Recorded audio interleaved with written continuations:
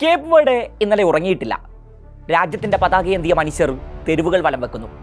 തലസ്ഥാന നഗരിയിൽ ഒരു കാർണിവലിന് സമാനമായ അന്തരീക്ഷം. നാടും നഗരവും ഇപ്പോഴും ആഘോഷത്തിമിർപ്പിലാണ്. ചരിത്രത്തിൽ ആദ്യമായി ആ ഇത്തിരിക്കുഞ്ഞൻ രാജ്യം ഫുട്ബോളിന്റെ വിശ്വവേദിയിൽ പന്ത് തട്ടാനൊരുങ്ങുകയാണ്. മധ്യ അറ്റ്ലാന്റിക് സമുദ്രത്തിലെ ഒരു ദ്വീപ് സമൂഹം 4033 ചതുരശ്ര കിലോമീറ്റർ വിസ്തൃതിയിൽ വ്യാപിച്ചു കിടക്കുന്ന 10 വോൾക്കാനിക് ഐലൻഡ്സ്.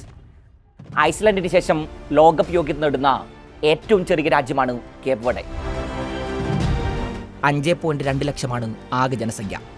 അതായത് 10 ലക്ഷം മനുഷ്യർ പോലും തികച്ച് ആ രാജ്യത്തില്ലെന്ന്.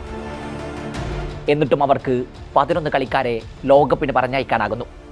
ലോകകപ്പ് യോഗ്യതാ മത്സരങ്ങളിൽ കരുത്തരായ കാമറൂൺ അടങ്ങിയ ഗ്രൂപ്പ് ഡിയിലായിരുന്നു കേപ്പ് വേർഡയുടെ സ്ഥാനം.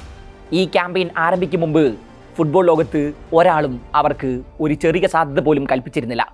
എന്നാൽ കളി തുടങ്ങി, കഥ മാറി. കളിച്ച 10 മത്സരങ്ങളിൽ 7ലും ജയം, 2 സമനില, 1 തോൽവി. ഒടുവിൽ 23 പോയിന്റുമായി ഗ്രൂപ്പിൽ ഒന്നാമതായി ഫിനിഷ് ചെയ്ത് ലോകകപ്പിന് ടിക്കറ്റ് എടുക്കുന്നു. ഗ്രൂപ്പിൽ 2ാം സ്ഥാനത്തുള്ള കാമറൂണിന് 19 പോയിന്റാണുള്ളത്. കേപ്പ് വേർഡയുമായി 4 പോയിന്റ് വ്യത്യാസം. യോഗ്യതാ റൗണ്ടിൽ കാമറൂണിനെയും കേപ്പ് വേർഡ് തോൽപ്പിച്ചിരുന്നു. പോർച്ചുഗലിന്റെ കോളനി രാജ്യമായിരുന്ന കേപ്പ് വേർഡയ്ക്ക് സ്വാതന്ത്ര്യം ലഭിച്ചത് 1975-ലാണ്.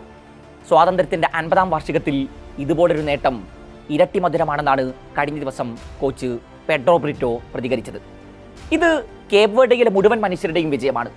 അതിനു മുകളിൽ രാജ്യത്തിന്റെ സ്വാതന്ത്ര്യത്തിനായി പൊരുതിയ ധീരന്മാരുടെ കൂടെ വിജയമാണ്. ബുബിസ്റ്റ എന്ന പേരിലാണ് കേപ്പ് വേർഡയിലെ മനുഷ്യർക്കിടയിൽ ബ്രിറ്റോ അറിയപ്പെടുന്നത്.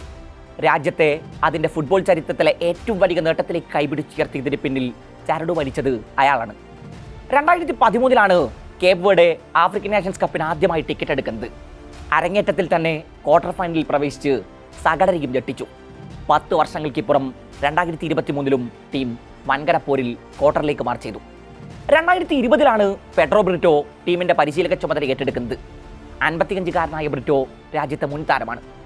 ഈ വർഷം അവസാനം മൊറോക്കോയിൽ അരങ്ങേറുന്ന ആഫ്രിക്കൻ നേഷൻസ് കപ്പിന് ടീമിന് യോഗ്യത ലഭിച്ചിട്ടില്ല. എന്നാൽ ടീം മാനേജ്മെന്റ് ബ്രിട്ടോയിൽ പ്രതീക്ഷ കൈവിട്ടില്ല. ആ പ്രതീക്ഷയെ അയാൾ കാത്തത് ടീമിന് വിശ്വവേദിയിലേക്ക് ടിക്കറ്റ് എടുത്ത് നൽകിയാണ്. Defensive structure, tactical organisation and quick transitions. ബ്രിട്ടോയുടെ വിജയമന്ത്രം അതായിരുന്നു. മൈതാനത്ത് അയാൾ ഇത് മനോഹരമായി നടപ്പിലാക്കി. ലോക ഫുട്ബോളിലെ വമ്പൻ പേരുകളൊന്നും കേപ്പ് വേർഡ് സംഘത്തിൽ ഉണ്ടായിരുന്നില്ല.